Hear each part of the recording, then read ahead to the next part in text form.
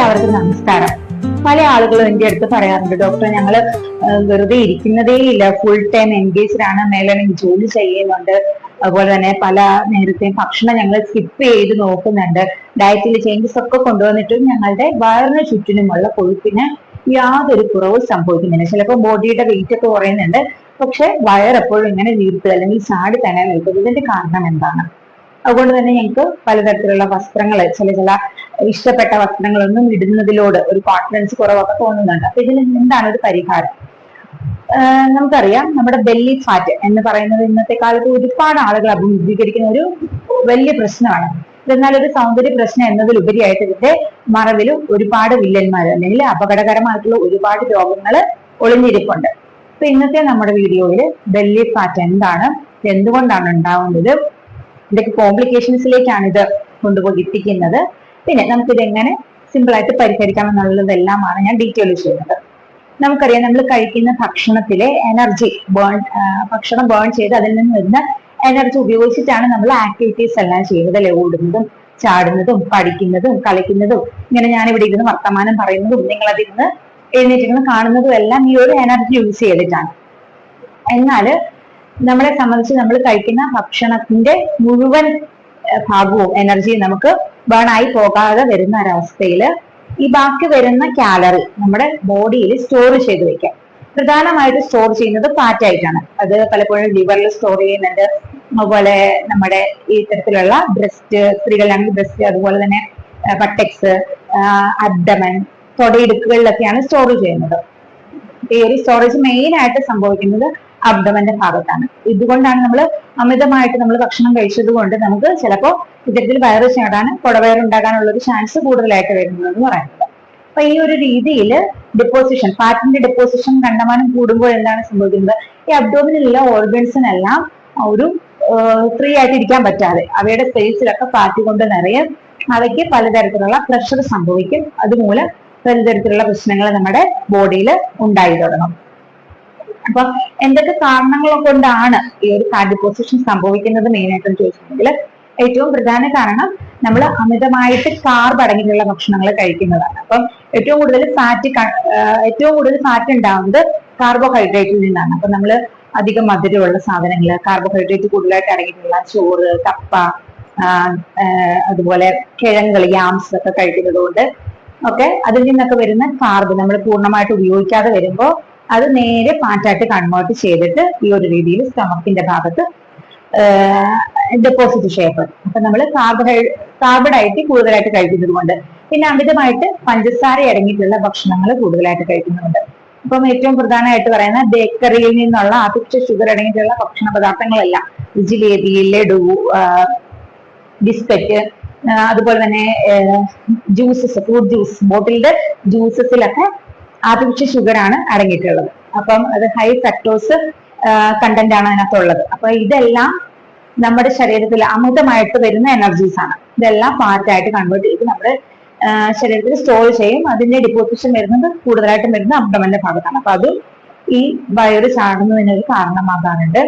പിന്നെ പലപ്പോഴും അമിതമായിട്ടുള്ള സ്ട്രെസ് കൂടുന്നതിനനുസരിച്ച് നമുക്ക് എന്ത് സംഭവിക്കുന്നു? നമ്മുടെ ശരീരത്തിൽ കോർട്ടിസോൾ പോലെയുള്ള ഹോർമോണുകൾ ഉത്പാദിപ്പിക്കപ്പെടുന്നു. ഇത്തരം ഹോർമോണുകൾ ഫാറ്റ് ഡെപ്പോസിഷന്റെ ആ ഒരു ഫ്രീക്വൻസി കൂട്ടുന്നു, അല്ലെങ്കിൽ അതിന്റെ ഒരു എമൗണ്ട് കൂട്ടുന്നു. അങ്ങനെയും നമുക്ക് അബ്ഡമന്റെ ഭാഗത്ത് കൂടുതലായിട്ട്, അതും കോർട്ടിസോൾ ഒക്കെ കൂടുതലായിട്ട് ഫാറ്റ് ഡെപ്പോസിറ്റ് ചെയ്യുന്നത് അബ്ഡമന്റെ ആ ഒരു ഭാഗത്തേക്ക് ഡെപ്പോസിറ്റ് ചെയ്യുന്ന രീതിയിലാണ് വർക്ക് ചെയ്യുന്നത്. അപ്പൊ അതും ഒരു കാരണമാകുന്നത്.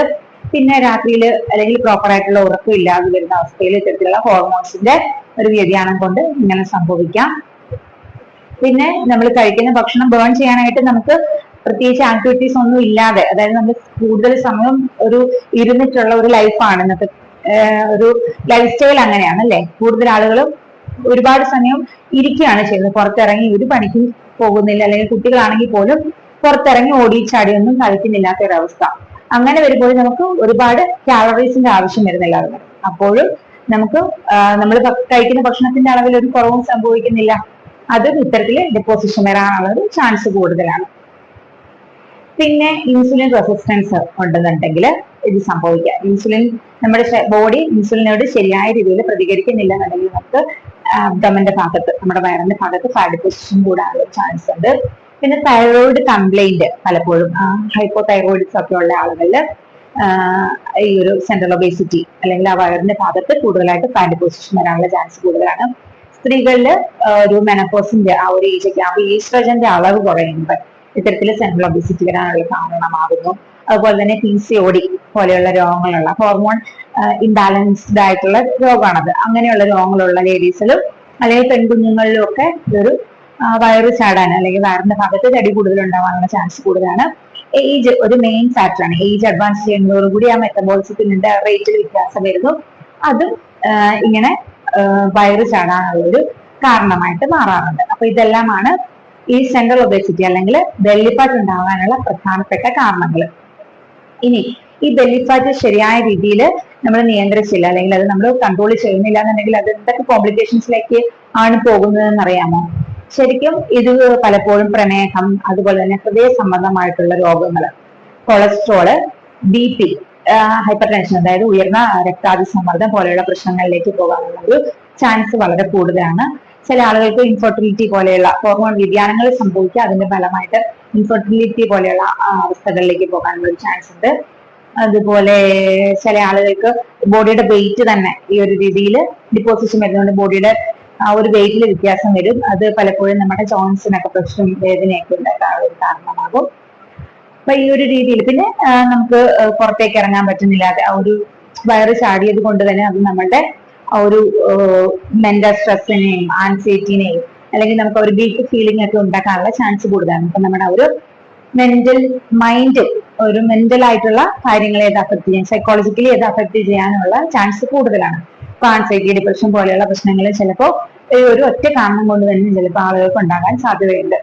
ബെല്ലി ഫാറ്റ് എങ്ങനെ നമുക്ക് പ്രതിരോധിക്കാമെന്ന് നോക്കാം. അതായത് വയറിന് ചുറ്റിനും കൊഴുപ്പ് അടിയുന്നത് നമുക്ക് എങ്ങനെ പ്രിവെന്റ് ചെയ്യാം അല്ലെങ്കിൽ എങ്ങനെ ഉണ്ടെന്നുണ്ടെങ്കിൽ നമുക്ക് അതെങ്ങനെ കുറയ്ക്കാൻ സാധിക്കും എന്നത് വളരെ സിമ്പിൾ ആയിട്ടുള്ള കാര്യമാണ്. പക്ഷെ പറയുന്നത് പലർക്കും ഇഷ്ടമാവില്ല. നമുക്ക് ചുമ്മാ ഇരുന്ന് ഒരിക്കലും നമ്മുടെ ബെല്ലി ഫാറ്റ് മാറ്റാൻ സാധിക്കില്ല. ഏറ്റവും കൂടുതൽ ഫാറ്റ് പൊസിഷൻ നടക്കുന്നതും ഏറ്റവും പതുക്കെ ഫാറ്റ് ബേൺ ചെയ്ത് ഇല്ലാതെയാകണം, അലിഞ്ഞു പോകുന്നതും നമ്മുടെ ആ ഒരു അബ്ഡമന്റെ ഭാഗത്ത് തന്നെയാണ്. അതുകൊണ്ട് തന്നെ ഇത് പൂർണ്ണമായിട്ട് മാറ്റിയെടുക്കാൻ നമ്മൾ കുറച്ച് പണിപ്പെട്ടെങ്കിൽ മാത്രമേ ഉള്ളൂ.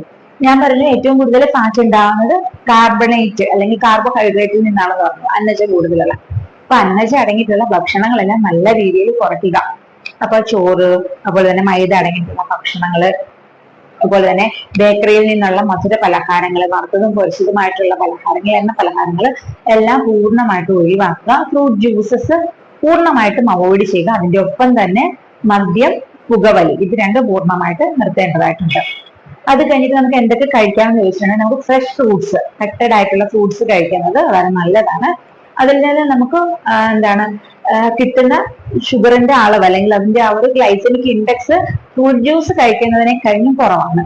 അതുപോലെ അതിനകത്ത് ഫൈബർ കണ്ടന്റ് ഉള്ളത് കൊണ്ട് തന്നെ ദഹനവും പ്രോപ്പറായിട്ട് നടക്കാനുള്ള ഒരു സംവിധാനമാണ്. അതുകൊണ്ട് ഫ്രഷ് ആയിട്ടുള്ള ഫ്രൂട്ട്സ് കട്ട് ചെയ്ത് കഴിക്കുന്നത് നല്ലതാണ്. അത് കൂടുതലായിട്ട് അധികം മധുരം ഇല്ലാത്ത ഗുവ, പപ്പായ പോലെയുള്ള ഫ്രൂട്ട്സ് ആയിരിക്കും ഒന്നുകൂടി നല്ലത്. അതുപോലെ തന്നെ ഫ്രഷ് വെജിറ്റബിൾസ്, അത് പറയുമ്പോഴത്തേക്കും കുക്കുംബർ, പിന്നെ നമുക്ക് വീട്ടിൽ തന്നെ ഉണ്ടാകുന്ന കുമ്പളം പോലെയൊക്കെയുള്ള സാധനങ്ങൾ ഈ സമയത്ത് കട്ട് ചെയ്ത് കഴിക്കുന്നതും നമുക്ക് വിശപ്പ് തടയാൻ, ഒരു പരിധിവരെ വിശപ്പ് തടയാനും പിന്നെ നമ്മുടെ ശരീരത്തിൽ അധികമായിട്ട് വരുന്ന ഫാറ്റിന്റെ ആ ഒരു മെറ്റബോളിസം നടക്കാനും ഒക്കെ ഹെൽപ്പ് ആകാറുണ്ട്. അതുപോലെ തന്നെ നമ്മൾ ഭക്ഷണം കഴിക്കുമ്പോൾ കുറഞ്ഞ അളവിൽ, ഇനിയിപ്പം ചോറൊക്കെ ആണെന്നുണ്ടെങ്കിൽ ഒരു പാത്രത്തിന്റെ 1/4 ഭാഗം മാത്രം കാർബോഹൈഡ്രേറ്റ് എടുത്തിട്ട് ബാക്കി ഭാഗം കൂടുതലായിട്ടും വെജിറ്റബിൾസ്, അതുപോലെ തന്നെ പ്രോട്ടീൻസ് ഒക്കെ വെച്ച് നടക്കാൻ വേണ്ടി ശ്രമിക്കുക. പ്രോട്ടീൻസ് എന്ന് പറയുമ്പോഴത്തേക്കും നമുക്ക് റെഡ് മീറ്റ് ഒഴിവാക്കുക, കഴിവതും റെഡ് മീറ്റ് ഒഴിവാക്കാൻ വേണ്ടി ശ്രമിക്കുക. പകരം ചിക്കൻ, അതും ബ്രസ്റ്റ് പീസ് ഒക്കെ കൂടുതലായിട്ട് ഉൾപ്പെടുത്താൻ വേണ്ടി ശ്രദ്ധിക്കുക. അല്ലെങ്കിൽ ചെറു ചെറു മത്സ്യങ്ങളൊക്കെ കഴിക്കാൻ വേണ്ടി ശ്രദ്ധിക്കുക. അതുപോലെ തന്നെ സോയാബീൻ പോലെയുള്ള അല്ലെങ്കിൽ മുളപ്പിച്ച ചെറുപയർ, ഇതൊക്കെ സാലഡായിട്ടോ അല്ലാതെ വേവിച്ചൊക്കെ കഴിക്കുന്നത് വളരെ നല്ലതാണ്. അതുപോലെ തന്നെ സമയത്ത് എണ്ണ പലഹാരങ്ങൾ, സ്നാക്സിന് പകരം എണ്ണ പലഹാരങ്ങൾ, മധുര പലഹാരങ്ങളൊക്കെ കഴിക്കുന്നത് പൂർണ്ണമായിട്ടും ഒഴിവാക്കി അതിന്റെ ഭാഗത്ത് ഒന്നെങ്കിൽ തലേദിവസം കുതിർത്ത് വെച്ച് ചെറുപയർ പോലെയുള്ള, കടല പോലെയുള്ള എന്തെങ്കിലും, അല്ലെങ്കിൽ തലേദിവസം വെള്ളത്തിലിട്ട് വെച്ചിരിക്കുന്ന നട്ട്സുകൾ ഉണ്ടല്ലോ, ആൽമണ്ട്, മറ്റേ നിലക്കടല പോലെയുള്ള നട്ട്സ് എല്ലാം എന്തെങ്കിലുമൊക്കെ ഉരുപിടിയെടുത്ത് അത് കഴിക്കാൻ വേണ്ടിയിട്ട് ശ്രദ്ധിക്കുക. അതുപോലെ തന്നെ നാരങ്ങ വെള്ളം, ഉപ്പിട്ട, പഞ്ചസാര ഒഴിവാക്കി ഉപ്പിട്ട നാരങ്ങ വെള്ളവും നമ്മുടെ എന്താണ് ഈ ഒരു ഇടസമയത്ത് ചായയും കാപ്പിയൊക്കെ ഒഴിവാക്കിയിട്ട് അത് കഴിക്കുന്നത് നമുക്ക് ഒരു ബെല്ലി ഫാറ്റ് നിയന്ത്രിക്കാൻ ഹെൽപ്ഫുൾ ആകാറുണ്ട്. പിന്നെ വ്യായാമത്തിന്റെ കാര്യം പറയുകയാണെന്നുണ്ടെങ്കിൽ നമ്മൾ എന്തെങ്കിലുമൊക്കെ ചെയ്തിട്ട് കാര്യമില്ല, കറക്റ്റ് ആയിട്ട് നമ്മുടെ ബെല്ലി മസിൽസിനൊക്കെ എന്താണ് ആക്റ്റീവ് ആകുന്ന രീതിയിലുള്ള എക്സസൈസുകൾ, അതൊരു ഫിസിയോതെറാപ്പിസ്റ്റിന്റെ അല്ലെങ്കിൽ ജിമ്മിലുള്ള ആളുകളുടെ ഒക്കെ ജിം ട്രെയിനേഴ്സിന്റെ ഒക്കെ ഹെൽപ്പോടുകൂടി ചെയ്യുന്നതായിരിക്കും ഏറ്റവും നല്ലത്. അത്തരത്തിലുള്ള എക്സസൈസുകൾ ഡെയിലി റെഗുലർ ആയിട്ട് തന്നെ ചെയ്യാൻ വേണ്ടിയിട്ട് ശ്രദ്ധിക്കുക. ഒരു അരമണിക്കൂറെങ്കിലും അതിന് വേണ്ടിയിട്ട് മാറ്റി വയ്ക്കാൻ വേണ്ടിയിട്ട് ശ്രദ്ധിക്കുക. അതുപോലെ തന്നെ നടത്തം ഒരു ശീലമാക്കുക. ഒരുപാട് സമയം ഇരുന്ന് ഉള്ള ജോലി ഒഴിവാക്കിയിട്ട് കുറച്ച് സമയം ഇരുന്നതിന് ശേഷം എഴുന്നേറ്റ് നടക്കുകയോ അല്ലെങ്കിൽ ഒന്ന് പൊസിഷൻ മാറിയിരിക്കാനോ ഒക്കെ ഒന്ന് എന്താണ് ട്രൈ ചെയ്യുക. പിന്നെ ഇതിനോടൊപ്പം ഈ ഒരു ബെല്ലി ഫാറ്റിന്റെ കൂട്ടത്തില് നമുക്ക് മറ്റെന്തെങ്കിലും, അതായത് ക്ഷീണം, തളർച്ച, അതുപോലെ തന്നെ ബിപിയിൽ കണ്ടമാനം വേരിയേഷൻസ് വരുന്നു, തലകറക്കം, തലവേദന പോലെയുള്ള ലക്ഷണങ്ങൾ ഉണ്ടാകുന്നു, അമിതമായിട്ടുള്ള വിശപ്പ്, ദാഹം, ക്ഷീണം പോലെയുള്ള ലക്ഷണങ്ങൾ ഉണ്ടാകുന്നു, കിതപ്പ് കാണുന്നു, ഇങ്ങനെയൊക്കെയുള്ള ലക്ഷണങ്ങൾ സ്ഥിരമായിട്ട് ഉണ്ടെന്നുണ്ടെങ്കിൽ തീർച്ചയായിട്ടും അതെല്ലാം ഡോക്ടറിനെ അറിയിക്കാനും എന്തെങ്കിലും ഫർദർ ആയിട്ടുള്ള മെഡിസിൻസോ ട്രീറ്റ്മെന്റോ വേണമെന്നുള്ളത് ചോദിച്ച് മനസ്സിലാക്കേണ്ടത് അത്യാവശ്യമാണ്. നമുക്ക് നമ്മുടെ ലൈഫ് സ്റ്റൈലിൽ ചേഞ്ച്, ശരിയായ രീതിയിലുള്ള ഒരു ചേഞ്ച് കൊണ്ടുവരികയാണെന്നുണ്ടെങ്കിൽ തീർച്ചയായിട്ടും നമുക്ക് ബെല്ലി ഫാറ്റ് പൂർണ്ണമായിട്ട് മാറ്റിയെടുക്കാൻ സാധിക്കും.